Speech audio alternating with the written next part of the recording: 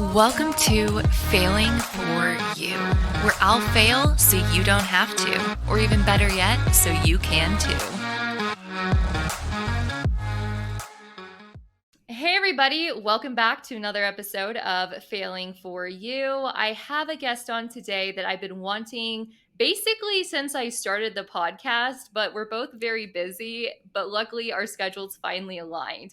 Everybody, welcome Nikki Gonzales. Nikki, say hi. Hi, everyone. Thanks for having me on, Jordan.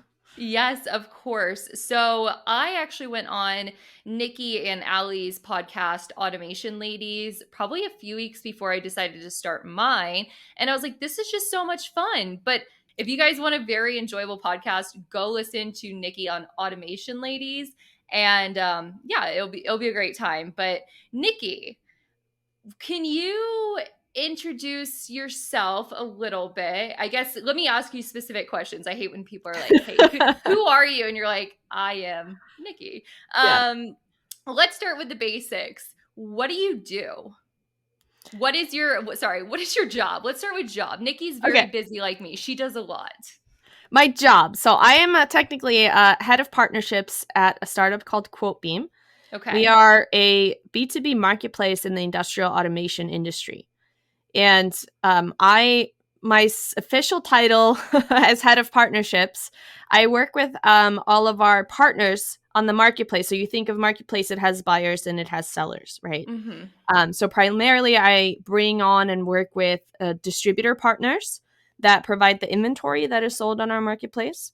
And we partner with them to help them sell their available inventory that they have in stock to a broader market.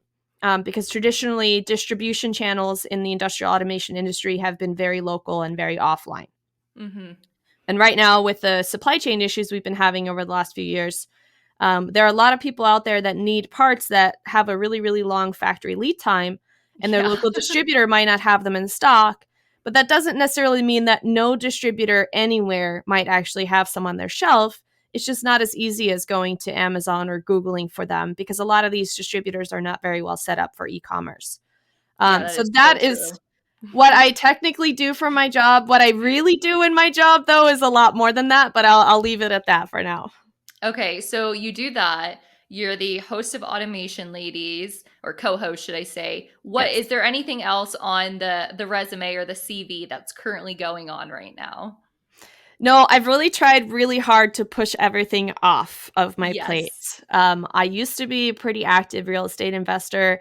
I have had a couple of Airbnbs and some rentals. And I would say right before Christmas of last year, I delegated all of that to all of my partners, or sold, or sort of, I've been actively trying to simplify my life as I keep piling more things onto my plate. You just realize that at some point you run out of capacity, right? So I've been trying to prioritize more. But then the other big thing I would say, I guess, is I'm mom to two kids that are 5 and 2. And although my husband is a stay-at-home dad, so it's not, primarily my responsibility alone, I would call that another job as well. I think everybody with kids would say that it is. I don't have them, but even just, watching people who have them, I would say it looks exhausting for sure. Okay, awesome. So yeah, I was going to say with the real estate stuff too, like you were doing all that on top of this at the same time. And that leads me into what I wanted to talk about today and the theme of the episode, which is going to be how to manage burnout. Now, this feels near and dear to my heart because as a busy gal myself, working full time and doing the, LinkedIn and podcasting on top of that, I felt many times in the past few weeks that I was getting close to burnout when, sometimes you really just need like a really long nap and everything feels better. But I feel like a lot of people that listen to this or have been on this podcast have the entrepreneurial bug as well. And so they can definitely relate to that feeling of getting overwhelmed. So that's going to be kind of today's theme. I know you're going to have a lot of good things to talk about there. But before we get too into it, guys, I want to preface with Nikki's credibility by saying one thing about Nikki.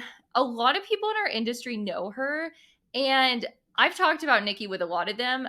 they have never once said anything bad behind her back. Like, even in a very safe, open, like, space, I've talked to so many people about Nikki, and I've never heard so many people talk so highly behind someone's back. Like, so if that's Aw. a testament to Nikki, like, I swear you come up all the time, and I'm like, oh, I love Nikki. And I don't know if they just won't say anything bad to me because they know we're friends, or if because you genuinely are so awesome. So, guys, take everything that Nikki says heavily to heart and listen to her advice, because she has got good stuff going on. So yeah, Nikki, Thank you for that, Jordan. That's very nice. I hope that it's the latter, that nobody just has anything bad to say about me. But I've also over the years learned to not care what people think about me. So I will happily piss some people off. I don't really care. I'm just in general though. I'm a people pleaser, right? I'm a Pisces. I like to help. And so I think I generally come across as more of a helpful person. And even when I disagree with people, I tend to do so very nicely. But you never know. Oh, hopefully just people keep the bad things to themselves. If you don't have anything nice to say, just don't say anything.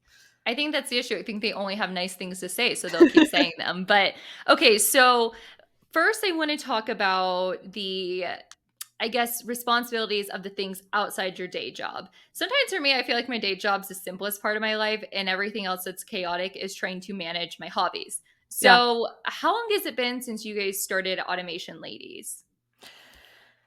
So we started it. This is a really good question, because I sort of started the idea.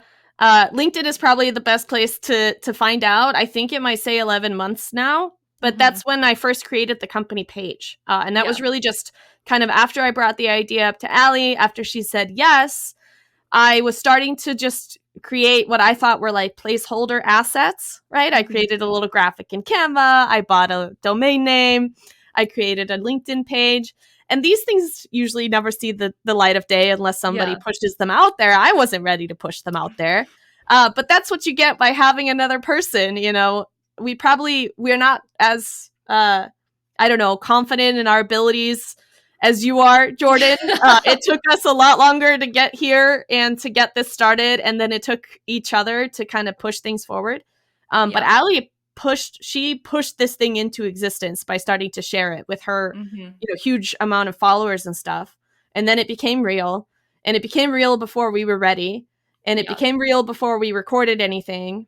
And then we tried recording things, and you can relate to this. We had a couple of technical discussions before this call, even getting, the different podcasting platforms and the technology and all of that. So I'd say we're getting to be close to a year, just in terms of like when the concept started. But we really didn't start recording or getting any quality material out there until late last year. So we had 13 episodes in season 1, which was released last year, of which I think yours was maybe the last or second to last. Towards the end of the year. Yeah. So it's really just started to kind of gain momentum, and we've actually started putting out content, recording on a regular basis. So now we have, a weekly episode coming out. It took a long time for us to get to that consistency, though, and we're still figuring it out. Like last week's episode, I recorded alone because Allie couldn't make it. But that's okay. We're learning along the way, and that one was a little bit more of a business-focused episode anyway, whereas Allie's, much more hands-on with the technical stuff. So we complement each other with different types of questions. And I think we can just branch out to different types of content, and it doesn't always have to be both of us. It doesn't always have to be the same. Ultimately, we're people. We got different things going on. Yeah. So how has that been, the transition from being like, I guess 13 in a year, though? That's like what, monthly or so? Were you guys on a schedule before, or is it just as they were coming out, you're putting them out? No, we recorded like almost all of them, and then tried to figure out what amount of that garbage could we actually use. And then it took getting a producer, Laura, involved, and then it took her working some miracles to actually get any of it in a episode, in a format that was, something that other people could listen to. So no, it was not on a schedule. It was recorded in bursts here and there. And then a couple of the episodes were kind of recorded and released fairly shortly after, but that was really only once we had kind of the process with Laura set up, and that sort of thing. But she's also new at being a podcast producer. So honestly, all of us are learning. We're There is learning as no we go. seasoned professional involved in any of this. Yeah, so now that you're doing it on a weekly basis, has that become more stressful or do you like the routine? Like, what has that been like for you? Well, I originally never committed to a weekly release, and I did Mhm. not commit to a specific time either, because I knew that that would be a really hard thing for Allie and I to make happen. Yeah. I work in the office more often, and my work is a little bit more flexible. So I thought, hey, I could do a weekly, but even then, my schedule is really because I'm in that partnership role, so much of it depends on when my partners are available. And I Mhm. also deal with a lot of other areas in the business. So, unlike your day job, I don't work for a big company with a lot of resources that has Yeah. processes in place. I work for a brand new startup that, we're a team of 8 at this point, 9, if I think we have somebody in the pipeline to hire. But we're really not we don't have all of our things established either. So I'm Mhm. kind of working through a lot of the same things I am at work as I am with Automation Ladies and everything else.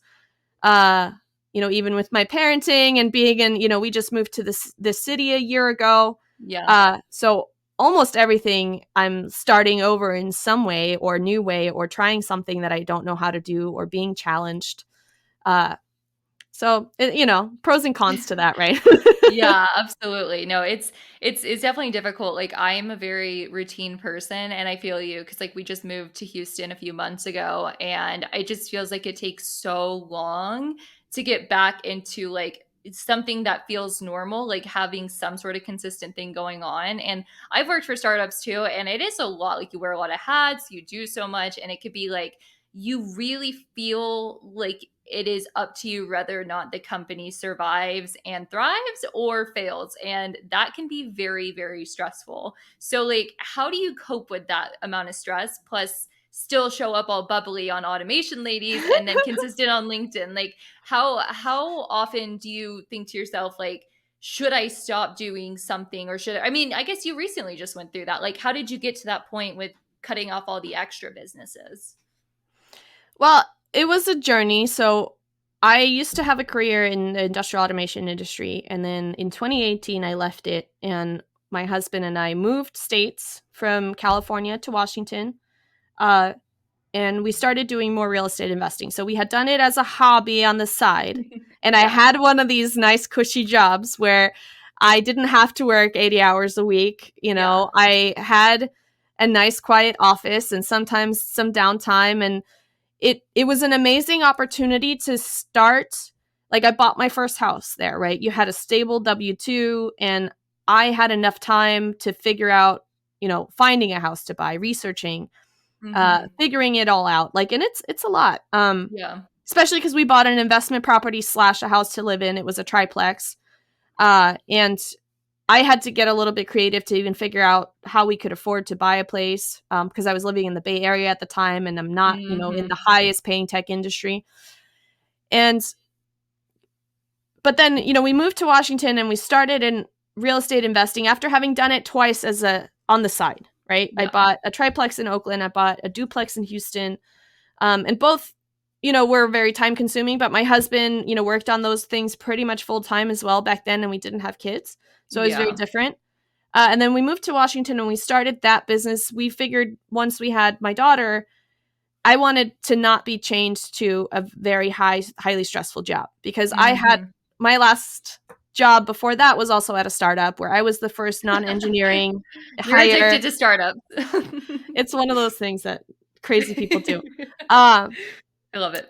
and I was, I started out in business development. I ended up being VP of sales. I ended up in kind of an evangelist role.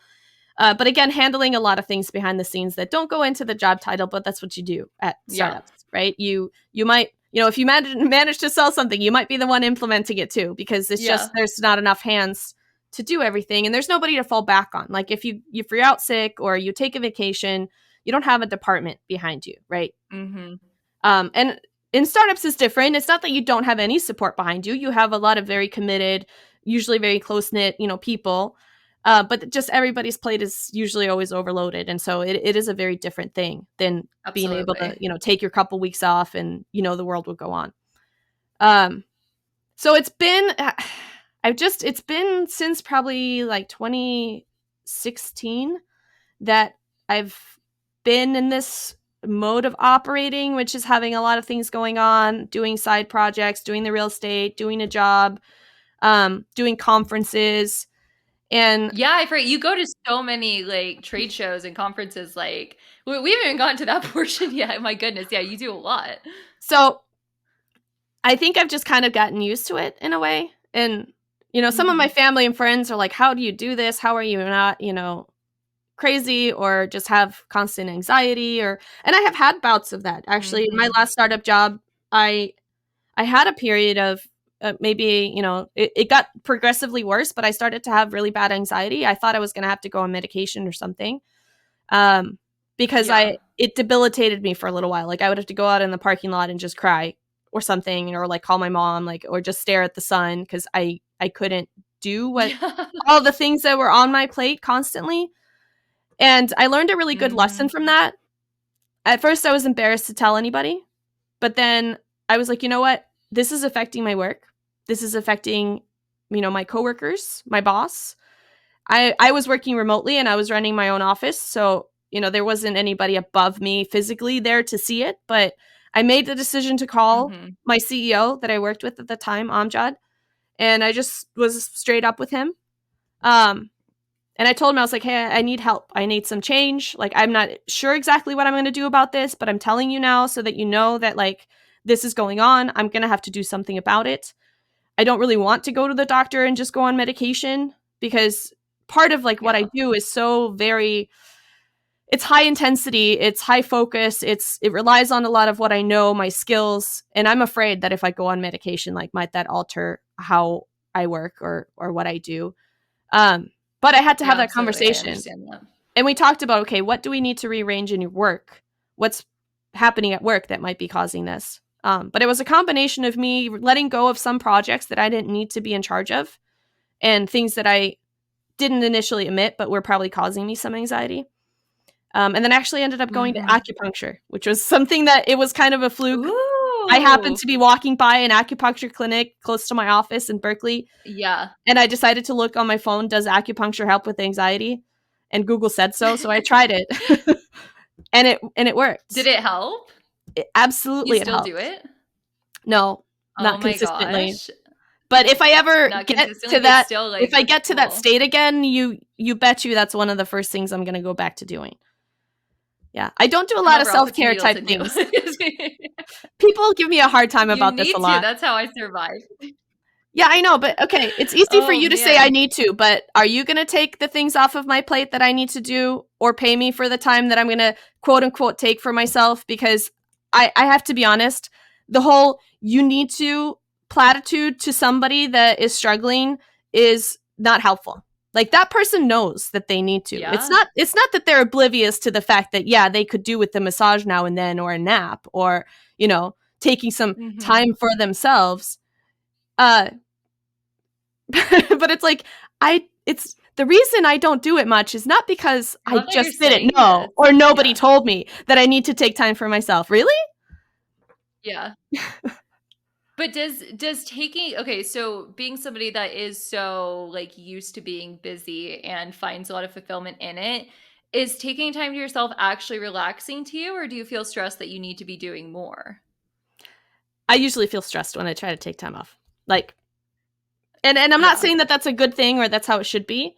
And I've worked it into my life in a way that I occasionally take a bath. That's mine. And, that's quiet. That doesn't give me anxiety or anything. But to, when I try to schedule like a half day, that's all mine, where I'm just doing something that is not important to all of the priorities in my life, but to me. Yeah. It doesn't give me the same amount of satisfaction or recharge or happiness that, let's say, recording an episode with you. Like, I think the reason I make this work is because right now feels like me time to me. This doesn't feel like work to me. No, exactly. Especially because I'm not going to have to produce the graphics and all of that afterwards. And I didn't have to schedule this. You did. Right. But like, when I show up peppy and happy on LinkedIn or on the podcast or at a trade show, I'm not bullshitting you. It's because these Yeah. things do feel more like me time than pretty much, most of my other work. And at this stage of my life right now, this is how I make things work. If I was constantly like crying over the fact that I have no me time, then it just I don't, thankfully I don't feel that this lack of me time is holding me back. And maybe at some point I will Yeah. get to a place in my life where I'm like, you know what, I want to invest in those things. Because it really is a Mhm. trade-off, right? It's a big trade-off when you choose what to do with your time. And Yeah. I'm me and I'm different from other people. I find fulfillment in doing things for other people. And some people might call that, Yeah. a martyr complex or different things. But honestly, like, I wouldn't be doing it constantly if that isn't what I was somehow wired to do. Yeah, and I think it's fair to say that like your me time maybe is presented differently than people are used to seeing. And so that's why they're like, you need to do X, Y, Z. You need to, get a massage, do this and that. And like, it's pretty rare somebody would turn down a free massage, but like, if these things you're doing are fulfilling you and making you feel good and recharged, then like that is your version of me time. And like, that's okay. Like, you don't have to have the conventional self-care that everybody does. Like for me personally, I hate taking baths. Like, I mean, I shower, don't get me wrong, but Yeah. like when I try to take a bath to relax, I just start profusely sweating and get really dehydrated and I freak out and I'm like, I just want to be dry. I want to go like edit an episode. Like to me, like editing, like that's me time. It Yeah. becomes not me time when, my significant other walks in is like, hey, you want to like talk? And I'm like, shut up. Like I'm trying to edit. And I'm like, this is work. And sometimes I like to call it work because it's like justifying that I get to do more of it and like spend the time on it rather than, like doing some other normal relaxing thing. So I get that. I feel like it just kind of depends what is appealing to you, and sometimes doing nothing isn't relaxing. Like it just Oh really my isn't. It gosh, could be doing more nothing is, stress I have inducing. the hardest time with that. I will say though, Yeah. I completely understand and know the benefits of meditation and like Mm-hmm. intentionally doing nothing and then in your mind doing nothing can be a huge benefit to you. And I haven't been good about this, lately. And by lately, I mean like the last 3 years, uh, actually doing it Yeah. consistently. But taking like 5 to 10 minutes to listen to a meditation or something can be hugely beneficial to your mind, especially they call it, I don't know, taming the monkey brain or something or other. But I definitely have the monkey brain. Like Mm-hmm. I am constantly thinking about something, the next thing, I get business ideas in the shower, I dream about work, like I just, Yes. but that's how I manage to do all of this because I am like totally randomly sometimes making connections or coming up with ideas or figuring things out that are good for my business. And if I was constantly Mm-hmm. trying to shut that off, then I don't think I would be able to do the things that I do. Yeah, no, I totally agree. Like, I have a hard time falling asleep because I get so many good ideas as I'm falling asleep. So I'm just like writing all these notes in my phone, putting voice memos, and I'm like, this is the next great idea. And then I wake up and I'm like, what the hell was I thinking? And I'm like, make 3 more different podcasts and like do all these things. And I'm like, okay, let's Yep. be realistic with the things I want to do. But it is fun having that like constant engine. And it's like, you know that maybe you should chill every now and then, but to me my meditation is listening to the automation ladies. I'm on the treadmill because I'm like, here's some cool ladies having all these great ideas, this cool lady can take a break. Yeah. So I love listening to you guys. I feel always inspired by that, but lately I've been having a hard time keeping up because you've been on so many things lately. I guess, was it last week you were on a podcast? I saw you on another podcast. Like, you've been on a bunch of different ones and I'm struggling to keep up. So that's why I was thinking about you with Burnout, because I'm like, if I am feeling overwhelmed by trying to listen to everything Nikki has done, I can't imagine that she's had much time between actually doing it. Well, thankfully So for it's like, these this things, girl is going off. don't stress me out because I don't prepare. For better or worse. Yeah. Like if you had to have me prepare for an hour or fill out a very lengthy form or tell you what questions you want me to ask, what I want you to ask me on your podcast, Mm-hmm. I'm not coming. I'm sorry. It's not because I wouldn't Yeah. love to. It's just I can't, right? So I just show up. If you schedule an hour in my calendar and it happens to work for me that I can push other things out of the way, I can show up for that hour. I cannot show up for 2 hours ahead of time and 3 hours afterwards, right? So that's how I make that work. And honestly, I don't know where I've been all over the place on these different podcasts. I record them at different times, and then I probably need like a tracker of where I've been because I don't even remember. Yes. I mean, not to say no. I remember the conversations. All of it. Like, you know, just blacked Mike out. Peters and Joe Sullivan and like all these just great people, Sean Tierney. Like, I appreciate Lisa Richter, everybody that's interviewed me lately. I don't want to say I don't remember you. I don't mean it that way. I just mean if I was trying to seriously track this stuff, again, it would be overwhelming and I wouldn't get it done. So there are certain things that I treat as my core responsibilities, and those I try my best to sort of track and make sure that I'm, you know, I have metrics and I have plans. But everything else only gets accomplished when I get to just kind of show up and do me. So I'm actually going to be at an event in San Francisco next week, which I'm really excited about. What is it? It's called Don't Wait to Automate. I think it's hosted by Rapid Robotics. We're having a little behind the scenes Is Courtney going with you? Yes, she is. And actually, so we're going to be doing our episode with Allie Walker from Gray Solutions. We've been meaning to have her on for months now.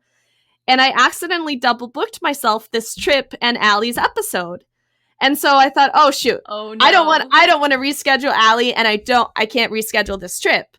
So I asked Courtney if she could sub for me and interview Allie because I was going to be busy.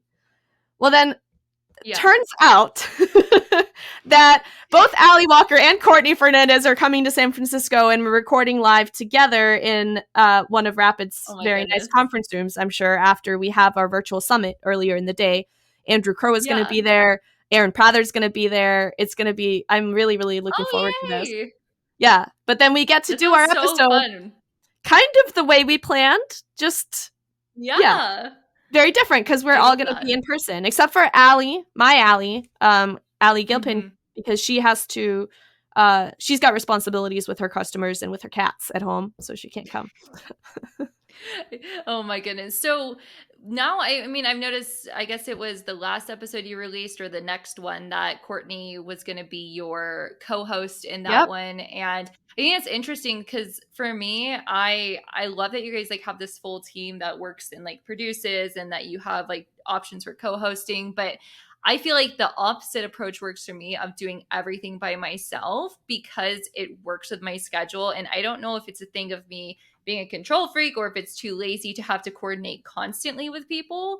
But like, I think that's very interesting that like you guys are able to do that. And sometimes I'm a little jealous because I'm like, this is so cool. They have this whole system. But then I'm like, I love doing things on a whim and having really weird hours that I keep. And I just don't know if I could ever like actually have a team for this portion because I do like to edit on my own time, release on my own time, and not have to get like, you know, too many opinions before I put things out, which may make my content worse. Maybe it makes it more streamlined. I don't know. But would you say that like having this team growing has been something that's made it a lot easier for you? Or do you ever find it hard to schedule everybody and keep everyone on the same page? So I guess it looks from the outside like we have a whole team and a whole system. There's like at least 4 people. You, Allie, Courtney, Liza, there's Laura. Liza. Yeah. There's feels like a lot. Yeah. That, I guess, is not a purposeful illusion as much as it is our efforts of trying to do that and to try to be inclusive as well. So Allie and I, when we started this podcast, we always said it's not about us, right? We wanted to have a conversation. We wanted girls' voices heard in our industry. So that was the number one reason. And we actually met through a group chat that Allie put together and then a Zoom call that Courtney put together. And so Courtney kind of was always part of this sort of initial loosely organized group. I mean, you were on that chat. It actually just got revived recently because you commented on it, I think. I saw that. And then some people promptly left. And I'm like, okay, well, you know. But bye. It wasn't meant to be just me and Allie, but yeah, I roped Allie into this by telling her, oh, all you'll have to do is show up to the episodes and just talk. I'll do everything else because I'm that much of an Yeah. idiot and I thought it would be easy. Well, you know, it just also like sometimes the only way you get something done is by assuming it's going to be easy and then just trudging ahead anyway. Because if you overthink it and you Oh, realize how yeah. hard it's going to be, are you really going to do it? Um, Mhm. so I did that, and then Liza volunteered to help us with some project management because she is fantastic. She's a process Mhm. engineer. She's worked with systems integrators for years. She is in the industrial automation industry, but she had kind of pivoted after she had her son to do more flexible work. So she was doing some social media stuff on LinkedIn, helping people optimize their profiles, but she's a very process oriented project management type of person. Um, so Mhm. she just volunteered. She's like, can I help you guys with anything? And she from the very Yeah, beginning I love started that. helping. But my my terrible like management capabilities and like just like you, I don't like I'm bad at asking for help because I'm not very well set up for them Mhm. helping people help me. They're like, "Okay, what can I help you with?" And Yeah. I'm like, "Oh crap, now I got to come up with the whole thing to teach you or tell you what I want help So with. hard to I explain. might as well just do it." Yeah. And so I actually didn't Exactly. I've had so many meetings or just like processes that were started where like Liza or somebody else was going to do something. And then the bottleneck ends up being me every single time. There's some step that I didn't Mhm. define, some part of the process that can't be done without me. And Mhm. that's why initially I thought, well, I'll just record whenever. We won't have a cadence because it'll be easier for me to do it on my own schedule. Yeah. Um, but now that we have sponsors and like outside responsibilities, there's got to be some consistency to these things. So Courtney also has a very busy schedule. She's got a job, a full-time job and more. She's got 2 young kids as well. Mhm. Um, and so she offered to help, but we tried to have her do the scheduling last year. And then that just again became kind of a weird bottleneck. There was too many disconnected things in the Yeah. process. Um, and so ultimately, yes, the only part of this that we've really nailed down now is as long as I get a file to Laura in enough time, she will clean it up enough and publish it and release it. And in some cases, I don't Yeah. even get a chance to. I don't review the headline or the name or the show notes. She does that, and from somebody being Wow, like that's from the nice. outside of our industry, she does an amazing job. But it's kind of funny Yeah. because like it's definitely not necessarily what I would have said about the episode or like which nuggets I would have pulled Mhm. out. But that's I think humbling as well when you let other people in on things is your way is not always the best way. You're not I will happily admit I'm never the best at anything I do. Like as I'm a generalist, I'm a person Yeah. that loves to learn. I don't seem to thrive when I'm not being challenged. And so I generally dive Yeah. headfirst into doing things that I'm not the best at. And I would never compare Me. myself to a professional that's very good at something and has been doing it for a long time. Uh, so yes and no. You know, it's been a challenge. It's also been amazing just to know that there are people out there that want to help, that want to be involved. But the way that this came Yeah. about with Courtney hosting is that she actually asked if she read this book, The Tao of the Side Hustle, which I really should read because it's Mhm. supposed to help you manage things like this. Um, and she was like, "Hey guys, you should really talk to this guy Don." She was like, "I know he's not a lady, Uh-huh. but I just read this book and it's amazing. And I think a lot of the people in our industry either have side hustles or gigs or want to start businesses. Like this is a book that I would recommend to all of them. And how cool would it be if I got to interview Yeah. him?" And so she was like, "Hey, you know, if you have him on, can I be there too?" And I was like, "Girl, come ask him I the love questions. that. I haven't had time to read the book." Yeah. So it was her Yeah. No, efforts I that brought love him on the that. show. And then I was like, this makes total sense. That way, too, Allie doesn't have to stress about always being available for the episodes because she's got her, you know, some of her Mhm. customers she has emergency service contracts with and stuff like that. So even if she might not be having to be the person to go out in the field, she has to coordinate it right at the very moment that the customer needs something. For us, it's actually very helpful to have more people to draw on. Yeah. And me feeling like, hey, if Allie's not here, it's okay. I can do it by myself. Because otherwise, Mhm. neither one of us would be doing this if it had to be perfectly coordinated with the system that 100% follows that system.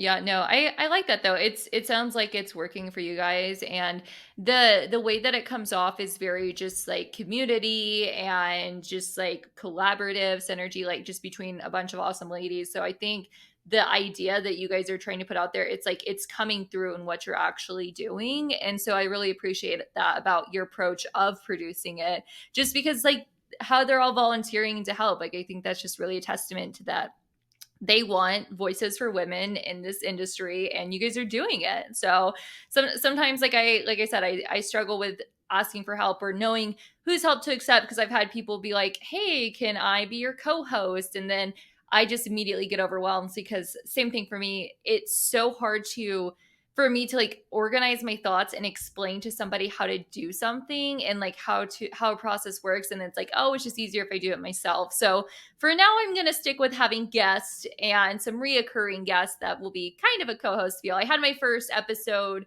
with two guests. Was it last week? It'll air this week. And so, oops, my watch started talking. So that was a fun like experiment there, but I definitely love what you guys are doing. I had another question. I wrote it down in my notes. Let me see. My one tip, if anybody wants to help a busy person like myself or Jordan, don't make it hard for you to help us. Like you have to be, you can't come asking to help and then asking to be told what to do. When somebody's this busy and has this many things going on, like I don't have time for another person to train. So if you want to offer help, you have to come in and just be ready to, ask for forgiveness later. Just do something. If I have to review and approve and tell you what to do, then it will forever sit on this giant to-do list of mine, and I will be the bottleneck to you actually being able to help. So yeah, I get a lot of people like reaching out with these kind of half-hearted, I want to help, how can I help? Well, if you really want to help, find something for yourself to do and do it. And it may not work out. Like Courtney's, the way that we thought she would help initially didn't work out. And we tried her with the scheduling a couple times, and like it just doesn't work for her life and for our process. And so the way that I'm actually scheduling episodes now is just guests schedule themselves. I set up automations. We're the automation ladies, for crying out loud. I can do that. I should have done that earlier. But now there's a guest intake form on our website. They fill it out. Then they schedule themselves on my calendar. And as long as you don't look like somebody I don't want to talk to, guess what? I'm going to show up and we'll record an episode. Oh my goodness. So, okay, I wasn't actually asked this question, but it just came to mind. How thoroughly do you sometimes look into your guests? Because sometimes I'm afraid I'm going to accidentally give someone a platform that's like not a great person. And I was wondering, like, how much background checking do you do? I mean, like, not that I just have so many listeners that it would be detrimental, but still, like, you want to keep aligned with like your guest on there. Like, how deep do you guys look into the people that are coming on, and what's your qualification process in that sense? That's a great question. And we have not had yet the volume of like people. I have not brought anybody on that either myself or Allie up until now have met or have been interested to talk to, based on a lot of what we do is on LinkedIn, right? So I'll look at somebody's LinkedIn profile. Audrey Van de Castle is probably the only person that I was like, I want to talk to you after seeing her profile for 1 minute and like one comment. I did see that we have some common connections, like Stu over at Deep How. It turns out that we have a pretty deep connection there, actually. But ultimately, I was impressed by some comments that she made and by her profile, what she is doing. And she's the welder one? Yes, she's the I loved her. She does digital transformation at Stanley Black & Decker. And so it's a credible company, right? She's in a recognizable position at a credible company. And then her background was just so amazing to me that I was like, we'd have to talk to you. Others have been people that we know or have met or have been referred to by somebody that we trust. So I've been introduced now because of the whole automation ladies theme, even though it's not because we only talk about ladies, it's just because we are ladies. A lot of people assume that we're another like women in group and we should want to talk to all the women that they have in their company. And again, Yeah. no disrespect, but like, I'm sorry, we're not a platform for your marketing lady to come on and, just like be a marketing person in this industry or something. But we've been introduced to a couple Yeah. of really cool women. Like I'll say Miranda. I didn't know her personally, but Banner Mhm. reached out to me, and then when I checked on her, Courtney had worked with her before. And so we will try to Oh, like, small world. yeah, exactly. And it is a small world in automation, which is why, we haven't had this huge like need to vet our guests because they're kind of known in our industry or known in our circles already for the most part. But now it Yeah. is coming to that. Will I have to institute some sort of process to vet unknown guests at some point? Probably yes. But a lot of people reach out. They're Mhm. like, "Oh, do you need guests for your podcast?" And thankfully, I don't. Like, we have enough people that we know Yeah. that we've been wanting to talk to that have been waiting, or we haven't got a chance to schedule them yet. And then outside from like the random referral, like Courtney going, "I just read this book. We got to talk to this guy." Um, I think that's Yes. also a huge power to having more than one person in charge.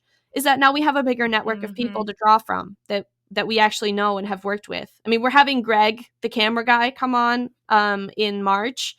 And he's somebody I've worked with. He's somebody that Courtney's worked with. He has met Allie recently at shows. Like, these are not just like, oh, we want to have an impressive guest on the show that we don't know.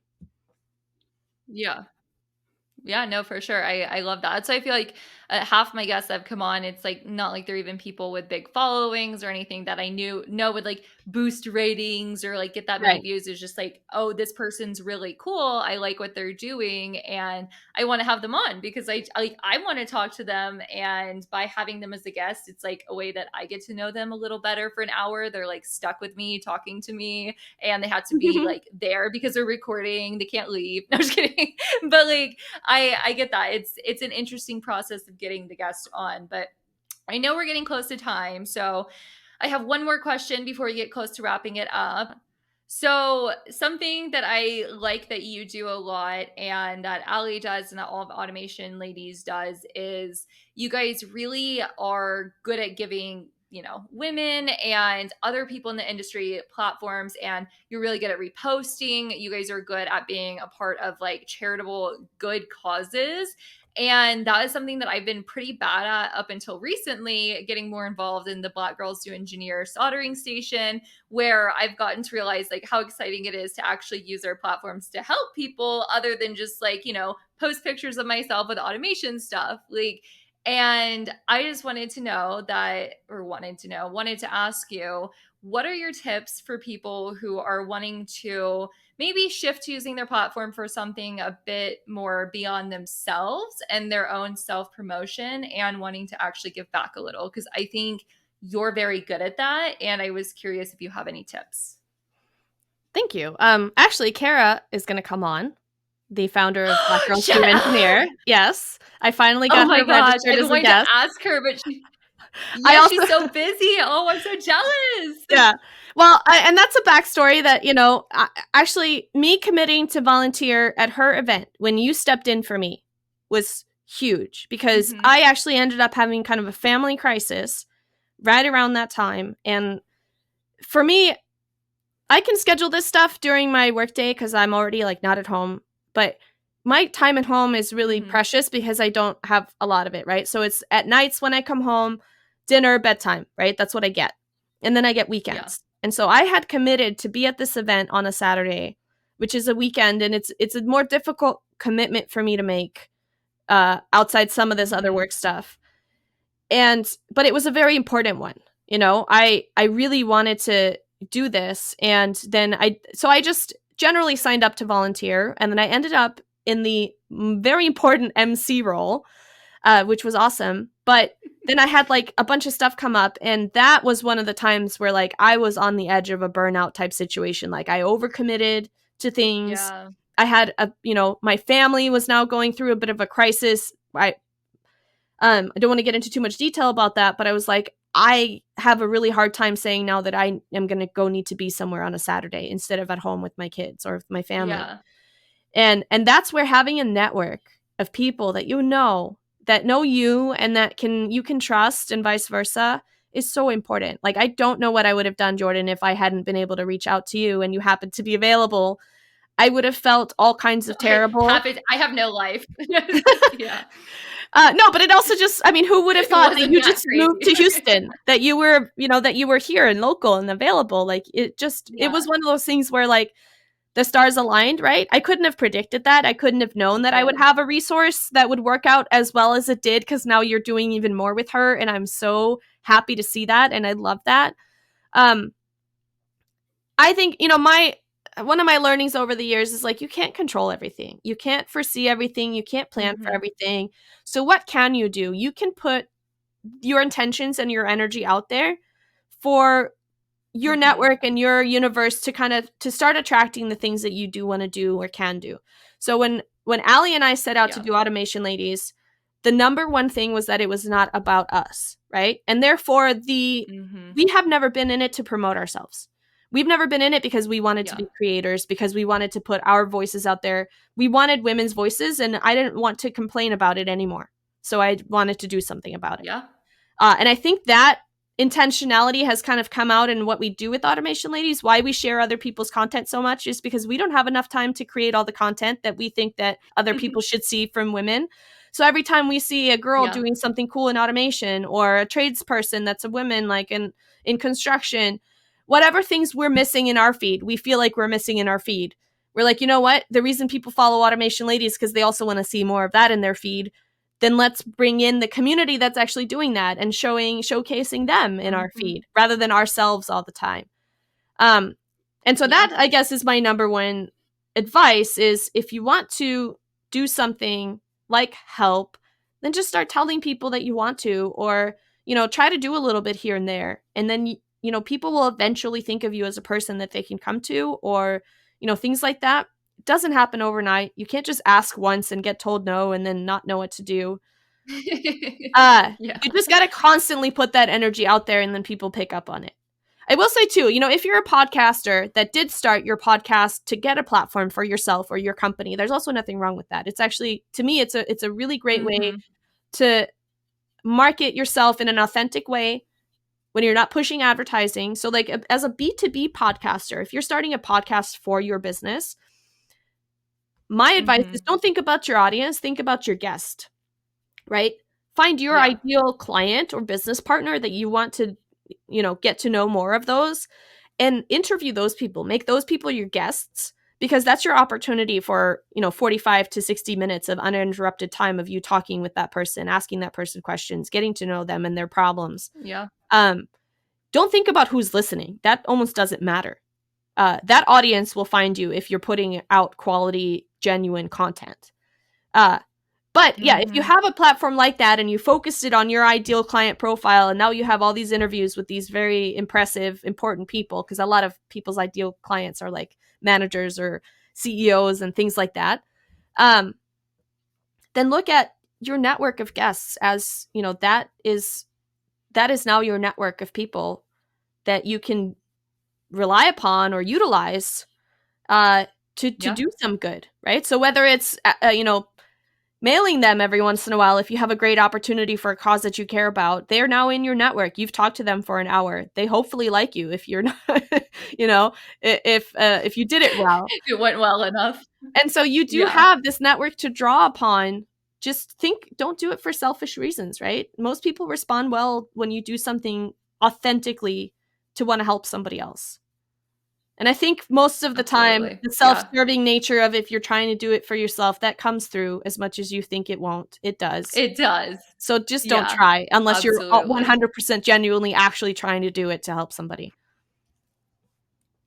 Yeah, it was so shocking to see that like we were actually able to get all the donations for the event just because like we asked people like in our network, and in the fact that like you were sharing and everybody else was sharing the post for like the soldering station, and it was like it was cool to see that like when you actually put yourself out there and like ask for help, which is something I hate doing, Mhm. but Mhm. unfortunately I didn't have like $7,000 just laying around. So it was like, oh my gosh, like people want to do good, like they want to help, but there's so many people out there that they just don't go seeking for it. But when it comes to them, they're like, yeah, like actually I do want to do something good for somebody. So I think it is cool that like we have the option to like be able to reach so many people. And once again, I just think you do a really good job at that. And you're Thank you. consistently inspiring me.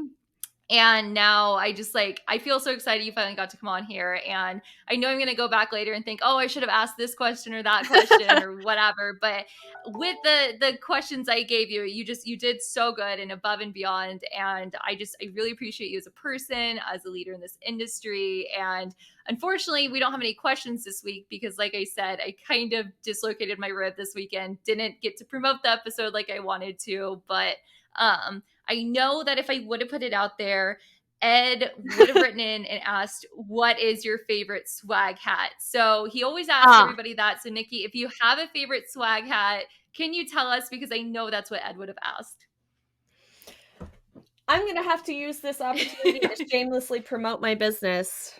It is actually, I can't, well, I've Yes, got my girl. headphones on, but it's my Quotebeam hat. And maybe for reasons, Actually, uh, cute. yeah, so Roman, my CEO, designed this and decided on it. And though Mm-hmm. everybody, I personally would say if you're gonna do a swag hat, do like a trucker style hat that Mm-hmm. has more of a less Yeah. of a curve on the front. You need that real estate. Don't do one that's flimsy because it's hard for your logo to show properly. And do a Mm-hmm. flat bill. But he was like, I don't like to wear those hats. So I'm gonna design a hat that I want to wear. And if other Yeah. people want it, that's great. And I think it's just a great example of, yes, you think about your audience, but also stick true Mm-hmm. to yourself. You don't have to do the Yeah. same thing that everybody else is doing just because they're doing it. If it doesn't fit you and your goals and your personality, then your effort is going to fall flat anyway. So you might as well not try to do what everybody else is doing. Um, but Yeah. don't do the Absolutely. And flimsy, like just the cheaper hats that like just hold nose shape when you're not wearing them, because then they're only useful if they're on my head. And I'm sorry, if you give me a swag hat, I'm not really just gonna go wear it to the grocery store all the time or something. yeah, It no. will go on my shelf hopefully, and I'll pick it up here and there. But if you have a good hat with a good front with your logo showing, it might be on my wall back there. I still have to figure out the whole organization for that, but See, the yeah, shape of that's my my favorite head, hat. I just like don't like baseball hats very much, but I like visors. So if I could put my ponytail through the Ooh, top, like yeah. I'm a big fan of visors. So if I see swag visors go around, maybe I'll be like you girls and like finally get a hat collection. I have like 3 or 4 that I wear for working out. But like I think it's so funny that that's always a question from Ed because he knows that it seems a lot of my guests have these awesome swag hat collections. Meanwhile, I'm like, I don't personally relate to that because I just have a weird shaped head and hats don't do me much justice. But if swag visors become a thing, I'm in. I will start a Okay. collection.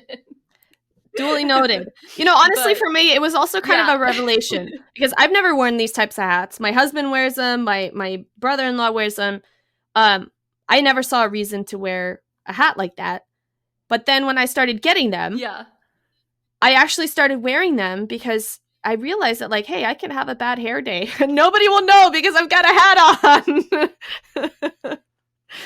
uh, It's genius. It's And genius. it is. I I mean, love if you're that. being invited on a podcast, what's a way to unobtrusively like keep your brand in the image the entire time? Wear it on your freaking forehead. I mean, you can't get much more prime real Literally. estate than that. Yeah, no, that's genius. But But hey, I would be okay, happy to Nikki, come on I if you'll have me as a recurring guest. And I don't mean you have to have me on all yeah. the time, but if you would like to get more questions next time, I'd be happy to do this again. Uh, as you know me, Yay. I could talk for a I'm long putting time. it on the record. Perfect. Well, Yeah, is there let's do it. anything that you'd like to leave our guests with today? Any Um, remaining thoughts before we sign off? no, I mean, I would just say if you're feeling overwhelmed, there's different conflicting advice out there about burnout, what you should do. Some people say, "Oh, work through it. Just keep going. You'll work through it. It'll be fine." Sometimes that works and sometimes it doesn't. The reality is only you and know Mhm. your situation. Um Don't let somebody tell you that you need to take time for yourself, or you need to take time off, or you need to power through it. You might need to take a small step back, because if you're really feeling on the edge of burnout, ignoring it isn't going to help, right? You do need to take a little bit of a step back and maybe try to figure out, is there anything in my life that I can change? Even a small thing. Small steps always help with things. They're less overwhelming. They're more easy to Yeah. accomplish. Is there anybody in your life, whether it's work or at home, that you can talk to about this to maybe get a little bit of clarity or a little bit of help? Don't be afraid to reach out to your network. Like, if you're in my network and you ever feel this way, you can talk to people that, everybody has stuff. It's just some people are better at pretending they don't, right? Yeah. But if Totally. advice you get from someone, even if it's someone that you really respect or you really think that they're an authority, if it doesn't jive with you, don't take it. They don't know you. They don't know your situation, beyond what you've told them. And sometimes what works for them won't work for you.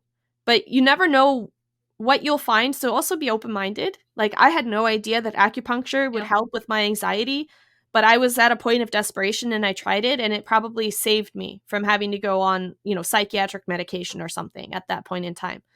So, Yeah. just try to be open to letting people change your mind or help you, but also be totally willing to ignore people's advice, because you can't take everybody's advice. Yes. Yeah, and then, listen to Automation Ladies if you don't already know us. Apologies for the audio quality in season 1, especially if you go to iTunes and you listen now. I promise we're getting better at it. And then follow us on LinkedIn. We have live events. Unfortunately, LinkedIn makes it really hard to invite all of our followers to all of our events, so I'm still trying to figure out that part.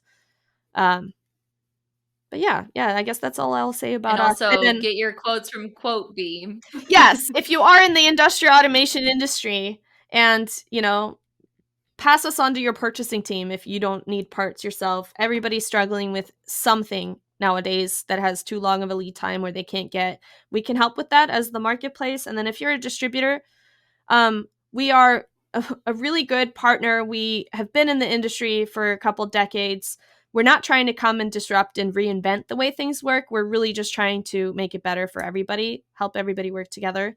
So if you're a distributor and you're open to another channel, an e-commerce channel, to help sell some of that inventory that might be stuck or has been sitting around for a while, we'd love to work with you as well. So our website is quotebeam.com. When I spell it, I say over the phone, I'm like, oh, quote, like the word price quote, and then beam, like beam me up, Scotty. And that usually works.